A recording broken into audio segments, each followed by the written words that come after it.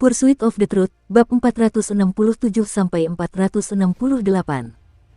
Untuk melihat video selengkapnya, sahabat bisa kunjungi playlist yang telah Sabta Novel sediakan. Yuk mari, kita berimajinasi bersama dan masuk ke alur ceritanya.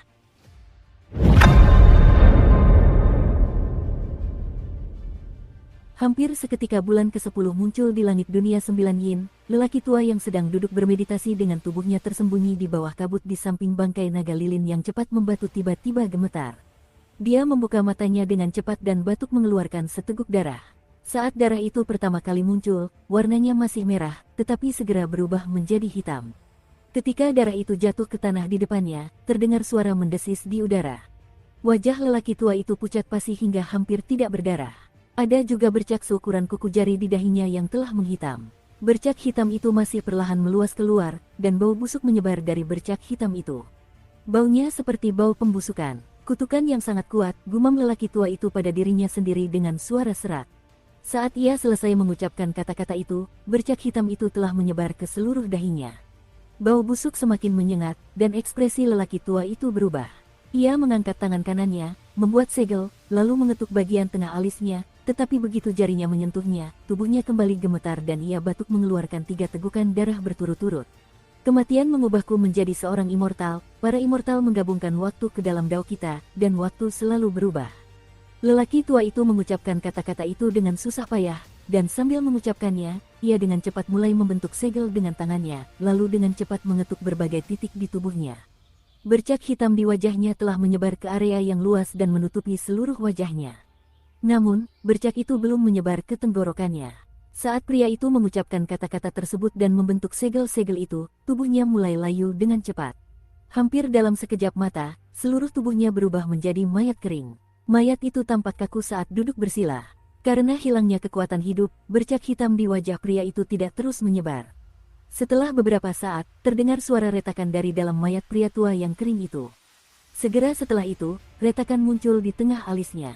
Retakan itu tiba-tiba melebar, dan sepasang tangan menjulur keluar dari dalam. Dengan robekan yang ganas, suara retakan menggema di udara. Robekan itu dengan cepat melebar di tubuh lelaki tua itu, dan sepasang lengan yang utuh pun terlihat.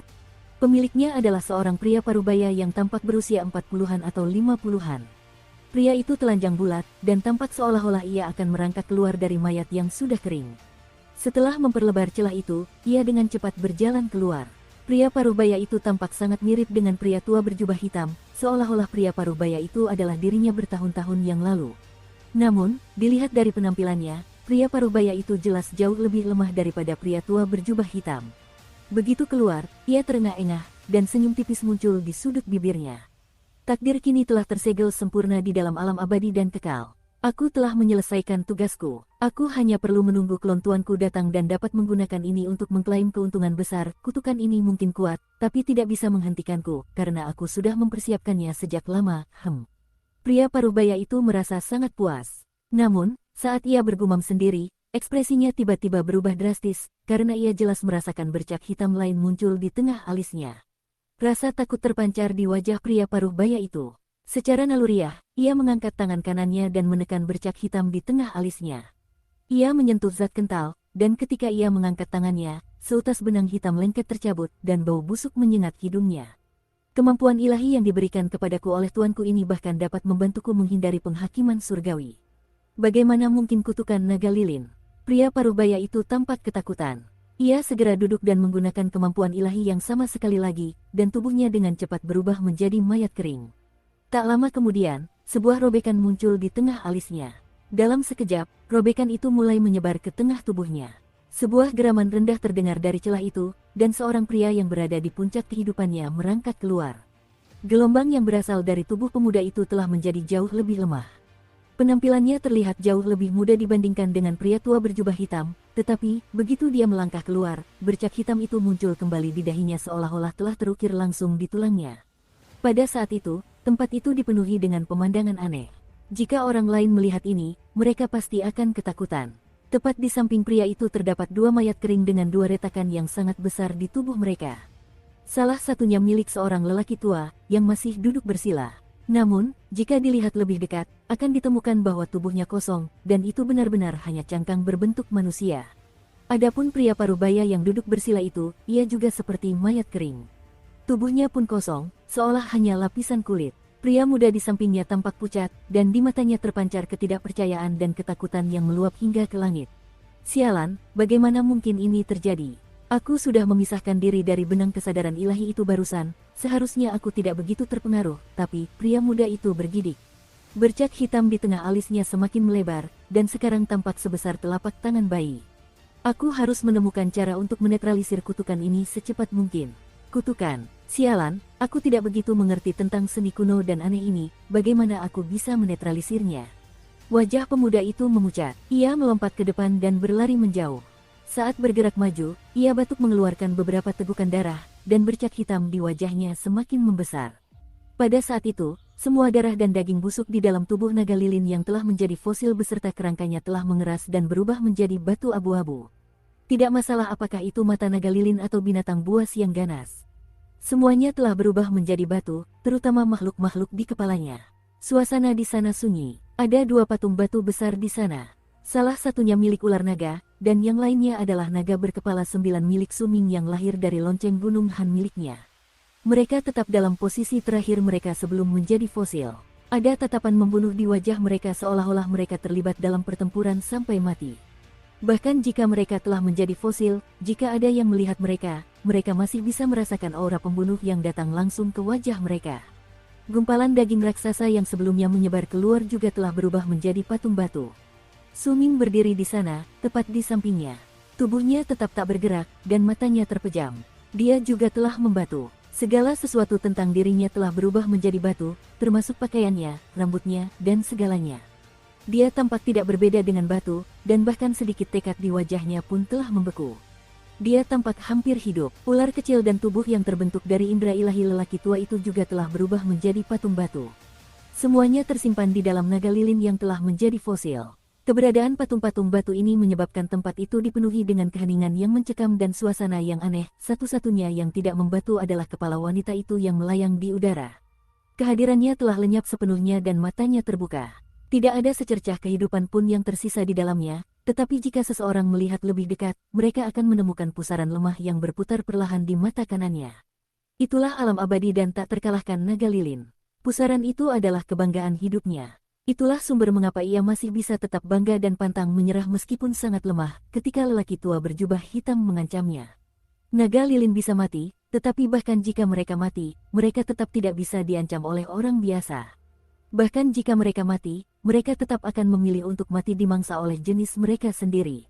Semua orang yang mencoba mengendalikan pikiran naga lilin akan terkena kutukannya yang dahsyat, kutukan yang masih bisa menakutkan orang lain meskipun naga itu telah mati. Ia memangsa jenisnya sendiri untuk bertahan hidup, karena ia percaya bahwa ini adalah satu-satunya cara bagi naga lilin untuk hidup abadi. Namun, jika takdir menentukan bahwa ia tidak dapat memangsa jenisnya sendiri, maka ia akan dengan rela menggunakan semua yang membentuk dirinya dan memberkati kehidupan baru jenisnya. Semua ini terjadi karena mereka berasal dari ras yang sama. Semua ini terjadi karena warisan unik yang dimiliki oleh naga lilin. Jika seseorang memperbesar pusaran di mata kanan itu, mereka akan dapat melihat banyak bayangan ilusi di dalamnya, dan salah satunya adalah Suming. Tubuhnya melayang tanpa arah, dan dia tampak seperti jiwa yang tersesat. Matanya abu-abu, dan tidak ada sedikit pun kecerdasan di dalamnya. Mata itu selalu kosong, dia tidak memiliki kemauan, seolah-olah jiwanya tertidur dan tidak bisa bangun. Dia bahkan tidak bisa dianggap memiliki naluri alami apapun, dan dia hanya hanyut di dunia yang tak berujung itu. Ada banyak sekali jiwa-jiwa pengembara yang melayang dan mengembara seperti dia. Jumlah mereka sekitar ribuan, dan hampir semuanya bermata abu-abu. Mereka tidak memiliki kecerdasan, tidak memiliki naluri alami. Mereka hanya bisa dipaksa untuk menuruti suara melengking itu ketika muncul. Mereka hanya bisa mengikuti perintah jiwa di hadapan mereka yang jelas lebih kuat daripada jiwa-jiwa pendendam lainnya. Ada sedikit kabut hitam yang menyebar dari jiwa itu. Dari kejauhan, tampak seolah-olah ada aura pembunuh yang menghantam wajah jiwa-jiwa yang berkeliaran. Mata jiwa itu mungkin juga berwarna abu-abu, tetapi di dalam pupil abu-abu itu terdapat secercah kecerdasan. Dengan lolongan melengking, gerombolan jiwa pendendam di belakangnya dengan cepat mendekat dan tersedot abis begitu dia menangkap mereka. Setelah ratusan jiwa pendendam tersedot abis, lolongan melengking lain terdengar dari kejauhan. Segera setelah itu, ribuan jiwa pendendam muncul dari tempat asal suara melengking tersebut. Memimpin jiwa-jiwa itu adalah jiwa dengan wajah jahat, dan dia diselimuti kabut hitam sepenuhnya. Perang antara jiwa-jiwa pendendam dimulai begitu saja. Ketika Su Ming membuka matanya, ia masih belum mendapatkan kembali kendalinya. Namun, rasa sakit seolah seluruh tubuhnya telah terkoyak memenuhi dirinya, dan ia hanya mampu menahan diri untuk tidak berteriak dengan menggertakkan giginya. Rasa sakit seperti itu mirip dengan tubuhnya yang berubah menjadi daun saat ia dicabik-cabik sedikit demi sedikit. Ketika akhirnya ia terkoyak menjadi beberapa bagian, ia diremas dengan kuat, seolah-olah kekuatan itu mencoba menghancurkan tulangnya menjadi bubuk. Jika dia berteriak karena kesakitan itu, mungkin dia tidak akan terbangun. Justru karena dia telah menahan rasa sakit yang hebat itu, yang terasa seolah-olah ada banyak suara di telinganya yang meraung dan memanggilnya tanpa henti, dia merasa seolah-olah telah mengerahkan seluruh kekuatannya. Berkat kekuatan itulah ia mendapat kesan keliru bahwa matanya telah terbuka kembali, padahal matanya memang sudah terbuka sejak awal. Begitu dia benar-benar membuka matanya, dia melihat langit kelabu pucat, tanah putih, dan dunia yang hancur yang hanya menjadi seperti ini setelah melewati waktu yang tidak diketahui lamanya. Langit kelabu itu seperti selembar kain abu-abu, penuh kerutan dan terbentang hingga ke ujung pandangan. Tidak ada matahari, tidak ada bulan, dan tidak ada bintang. Hanya ada warna abu-abu yang menyebabkan kesedihan muncul di dalam hati seseorang. Warnanya memancarkan aura kematian, menyebabkan orang-orang merasa seolah-olah mereka tersesat dalam bayang-bayang abu-abu itu, dan mereka bahkan mulai merasakan kebingungan yang mendidih di hati mereka. Tanah putih itu naik dan turun membentang ke kejauhan. Tidak ada satupun tanaman di sana, tidak ada warna lain. Hanya ada tanah putih yang terbentang tanpa batas, membuat seluruh tempat itu tanpa batas. Jika seseorang menatap tanah dan langit kelabu yang menjadi kontrasnya dalam waktu yang lama, mereka akan semakin tersesat. Ketika Su Ming membuka matanya, inilah yang dilihatnya. Setelah sekian lama, ia menundukkan kepala dan melihat tubuhnya sendiri. Ia dapat melihat dengan jelas bahwa tubuhnya telah berubah menjadi ilusi. Ia hanyalah gumpalan yang terbentuk dari kabut putih yang menyebar dari tanah. Kabut itu awalnya sangat lemah, tetapi segera, secara bertahap berkumpul dan berubah menjadi seseorang, yaitu dirinya. Kabut tebal merembes keluar dari tanah putih di sekitarnya. Saat kabut itu berkumpul, semakin banyak orang muncul. Orang-orang ini tampak seperti baru lahir. Mata mereka abu-abu, dan mata abu-abu itu memancarkan perasaan putus asa dan kelelahan yang berasal langsung dari jiwa.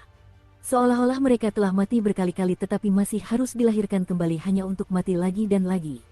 Proses ini akan berulang tanpa henti, berubah menjadi sebuah siklus. Mungkin kematian terkadang tidak menakutkan. Yang mengerikan adalah ketidakberakhiran, keabadian tanpa kemampuan untuk mati dan tanpa kemampuan untuk binasa hingga jiwa itu sendiri menjadi mati rasa, hingga semua kemauan hilang, semua yang membentuk seseorang, mengubahnya menjadi jiwa yang abadi, mayat hidup yang tak dapat binasa. Belum lama ini, di tempat Su Ming terbangun, terjadi perang yang berkecamuk antara ribuan jiwa abadi. Perang ini mungkin terjadi beberapa saat yang lalu, atau mungkin beberapa hari yang lalu, atau bahkan beberapa bulan yang lalu. Su Ming tidak tahu sudah berapa lama waktu berlalu sejak saat itu. Dia hanya tahu bahwa inilah yang dilihatnya saat bangun tidur. Su Ming mungkin sudah bangun, tetapi hatinya masih bingung. Matanya masih abu-abu, dan dia masih belum memiliki banyak kecerdasan. Dia tidak tahu siapa dirinya, dia juga tidak tahu bagaimana dia sampai di sana. Bahkan, dia tidak memikirkan hal-hal itu, pikirannya benar-benar kosong. Dia menatap langit kelabu dengan tatapan kosong, dan terus memandanginya, hingga tubuhnya secara bertahap dipenuhi oleh kabut itu dan dia berubah menjadi sosok yang utuh, dan hingga semua jiwa abadi lainnya di sekitarnya terbentuk. Semua jiwa abadi itu sama seperti dia. Mereka berdiri di sana, menatap kosong ke langit dengan pikiran hampa. Hal ini berlanjut untuk waktu yang tidak diketahui lamanya hingga suatu hari, suara trompet terdengar dari kejauhan dan bergema di seluruh dunia yang tak terbatas ini. Suara itu sangat samar, dan tidak ada yang tahu berapa banyak wilayah yang telah dilalui oleh suara trompet itu. Begitu suara trompet itu mencapai ribuan jiwa abadi, mereka langsung gemetar dan menundukkan kepala mereka yang terangkat untuk melihat ke depan, ke arah apa yang terbentang di kejauhan yang tak berujung. Mereka melihat ke arah yang sama dan perlahan mengangkat kaki mereka sebelum perlahan melayang ke depan. Su Ming termasuk di antara jiwa-jiwa abadi ini. Dia juga mendengar suara trompet itu, dan ketika suara itu sampai ke benaknya, suara itu berubah menjadi suara yang memanggilnya, sebuah panggilan yang menimbulkan riak di jiwanya. Dia juga berhenti memandang langit dan malah melihat ke arah asal suara trompet itu. Dia hanya melayang perlahan ke depan bersama jiwa-jiwa abadi lainnya di sisinya. Su Ming tidak tahu berapa lama dia melayang. Dia tidak memiliki konsep waktu dalam pikirannya. Hanya ada suara trompet yang memanggilnya. Jiwa-jiwa abadi hanya melayang maju tanpa henti di atas tanah putih itu. Perlahan-lahan, beberapa jiwa abadi mengeluarkan lolongan melengking dari mulut mereka sambil melayang maju. Saat lolongan semakin banyak, pada hari itu, salah satu jiwa abadi berbalik dengan cepat dan menerkam salah satu temannya yang masih memiliki tatapan kosong di matanya. Dia mencabik-cabiknya, melahapnya, dan menyatu dengannya. Setelah beberapa saat, begitu jiwa abadi korban menghilang, tubuh penyerangnya memperoleh bentuk yang lebih nyata. Secercah kecerdasan muncul di mata abu-abunya. Hampir seketika setelah dia melahap temannya, cukup banyak jiwa abadi lainnya di sekitarnya melakukan hal yang sama. Ada satu jiwa abadi yang melakukan hal yang persis sama tepat di samping Suming. Jiwa itu tampak seperti milik seorang lelaki tua. Sambil meraung, ia menerjang Suming seperti binatang buas. Begitu mendekat, ia menerkam Suming, lalu membuka mulutnya dan menancapkan giginya ke tubuh Suming. Suming tidak melawan. Masih ada tatapan linglung di matanya saat dia membiarkan jiwa abadi itu mencabik-cabik dan melahapnya. Rasa sakit di jiwanya membuat Suming bergidik. Perasaan seperti tubuhnya akan tercabik-cabik itu membuatnya tiba-tiba teringat bahwa dia telah mengalami rasa sakit yang persis sama ketika dia bangun beberapa saat yang lalu. Jadi, aku sudah mati sekali. Gumam Suming. Setengah tubuhnya sudah dimakan oleh lelaki tua itu. Dari kelihatannya, tidak akan lama lagi sebelum seluruh tubuhnya dimakan. Pada saat itu, segala sesuatu tentang Suming akan lenyap tanpa jejak, tetapi dia tidak akan mati. Sebaliknya, setelah beberapa waktu, kabut akan berkumpul dan kembali menyelimutinya di dunia abadi dan tak terbinasa ini sehingga dia harus mengalami bentuk kematian yang sama lagi. Dia harus terus mengalaminya, dan siklus itu akan berulang, tanpa henti. Aku pernah merasakan perasaan ini sebelumnya, aku tidak ingin mengalaminya lagi. Tekad Suming perlahan memudar, tetapi kekejaman tiba-tiba membara di matanya, dan dia berbalik dengan cepat untuk mulai melahap lelaki tua itu. Kedua jiwa abadi itu mulai saling melahap. Ini sangat berarti bagi mereka, tetapi bagi ribuan jiwa abadi di sekitar mereka, itu bukanlah apa-apa, dan tidak menarik perhatian sedikit pun dari mereka. Waktu berlalu dengan lambat, setelah jiwa-jiwa abadi yang jelas memiliki sedikit kecerdasan di wajah mereka memakan teman-teman mereka, mereka tampak kenyang, dan tubuh mereka jelas bertambah berisi. Mereka mengangkat kepala ke langit dan mengeluarkan lolongan yang menusuk telinga. Raungan itu bergema tanpa henti di tanah yang kosong, seolah-olah jiwa-jiwa itu menggunakan suara mereka untuk mengumumkan bahwa mereka baru saja dilahirkan kembali. Jumlah raungan meningkat, dan pada akhirnya, ada 27 jiwa dari ribuan jiwa yang meraung tanpa henti untuk mengumumkan kehidupan baru mereka. Saat mereka meraung, jiwa-jiwa abadi di sekitar mereka mulai gemetar dan rasa takut muncul di wajah mereka, seolah-olah ke-27 jiwa ini telah melampaui mereka dalam hal peringkat. Hal itu membuat mereka merasa tertindas dan takut, betapapun mati rasa mereka terhadap lingkungan sekitar. Adapun Suming dan lelaki tua itu, mereka terus saling melahap. Lelaki tua itu mulai meraung-raung dengan ganas dan terus melawan Suming untuk memenangkan pertarungan brutal saling melahap ini. Perlahan-lahan, saat Suming memakannya, lelaki tua itu menjadi semakin lemah, dan akhirnya, seluruh jiwanya berubah menjadi nutrisi bagi Suming agar ia menjadi lebih kuat. Begitu Suming melahap jiwa abadi pertamanya, dia mulai sedikit gemetar. Dia bisa merasakan gelombang kekuatan membengkak di dalam dirinya. Kekuatan ini menghantam tubuhnya hingga menabrak pikirannya, menyebabkan tanda perlawanan muncul di matanya. Rasa sakit seolah-olah dia sedang dicabik-cabik memenuhi pikirannya, dan itu tidak hilang. Perasaan seolah-olah dirinya sedang terkoyak terlalu hebat, dan Suming mulai merasa seolah-olah pikirannya akan hancur. Saat pikirannya runtuh, beberapa ingatan kembali ke kepalanya yang kosong. Siapakah namaku? Suming mengangkat kepalanya dengan cepat dan meraung ke langit. Raungan itu adalah raungan ke-28 dari kehidupan yang baru lahir. Raungannya bergema di antara raungan-raungan dari 27 jiwa lainnya. Raungan mereka secara bertahap menyatu dan mengguncang langit dan bumi di area kecil itu, menyebabkan jiwa-jiwa abadi lainnya berlutut di tanah, gemetar. Satu-satunya jiwa yang tetap berdiri adalah 28 jiwa itu, dan di antara mereka adalah Suming. Sekilas, mereka semua tampak sangat mirip satu sama lain, tetapi saat mereka terus memakan jiwa-jiwa lain, mereka perlahan akan mulai berubah dan perbedaan akan muncul. Secara bertahap, mereka akan mendapatkan kembali semua ingatan mereka. Pada saat itu, suara trompet kembali bergema dari dunia di kejauhan. Saat lolongan yang memilukan itu bergema di udara, Suming perlahan berhenti meraung. 27 jiwa lainnya juga perlahan tenang, dan mereka mulai melayang ke depan dengan kecepatan yang jauh lebih cepat dibandingkan dengan jiwa-jiwa normal. Mata Suming masih berwarna abu-abu, dan ketika dia tenang, dia juga terbang maju bersama 27 jiwa lainnya, membawa serta ribuan jiwa di belakangnya, seolah-olah mereka melayang maju untuk suatu misi. Waktu berlalu perlahan. Suming tidak tahu berapa lama waktu telah berlalu. Selain memikirkan namanya sendiri, dia tidak memikirkan hal lain. Hanya suara trompet yang membuatnya bergerak perlahan ke arahnya, seolah memanggil untuk membimbingnya. Selama proses itu, dia melahap beberapa jiwa abadi lainnya secara berturut-turut. Demikian pula, beberapa jiwa abadi lainnya juga tampaknya telah mendapatkan kembali sedikit kecerdasan saat mereka bergerak maju dan mulai saling melahap. Setiap kali Suming memakan jiwa lain, tubuhnya akan mendapatkan lebih banyak substansi. Ketika dia melahap sekitar 8 jiwa abadi, selain kakinya, seluruh tubuhnya tidak lagi dalam keadaan semi-transparan, dan dia sekarang tampak seolah-olah memiliki daging dan darah. Rambut hitam panjangnya terurai di belakang kepalanya. Matanya mungkin masih beruban, tetapi ada kecerdasan di dalamnya, bersama dengan sedikit ketidakpedulian. Sudah ada hampir 50 jiwa abadi seperti dia di antara kerumunan jiwa yang berjumlah ribuan ini, dan mereka masih bergerak menuju arah suara trompet itu, hingga suatu hari, di dunia di mana siang dan malam tidak dapat dibedakan, Suming melihat segerombolan jiwa abadi lainnya di hadapannya. Ketika kedua gerombolan jiwa abadi ini saling melihat, sosok-sosok yang jelas jauh lebih kuat daripada jiwa-jiwa biasa mengeluarkan lolongan melengking dan menusuk. Perang lain telah dimulai. Suming melihat gerombolan jiwa abadi menyerbu ke arahnya. Rasa sakit di kepalanya, seolah-olah tubuhnya sedang dicabik-cabik, semakin kuat. Tiba-tiba dia teringat, dia pernah mengalami hal seperti ini sebelumnya. Ia kini ingat, ia telah mati dalam perang sebelumnya dan seseorang telah melahapnya hidup-hidup, lalu ia terbangun kembali. Niat membunuh terpancar di mata Suming. Dia tidak ingin mati. Dia memiliki firasat di hatinya bahwa setiap kali dia mati, dia akan kehilangan sedikit sesuatu, dan meskipun dia tidak tahu detailnya, naluri alaminya mengatakan kepadanya bahwa dia tidak boleh mati. Raungan menggema di udara di tempat ini. Dua gerombolan jiwa abadi saling mendekat dengan ganas. 5.000 kaki, 3.000 kaki, 2.000 kaki, dan kemudian 500 kaki, 200 kaki.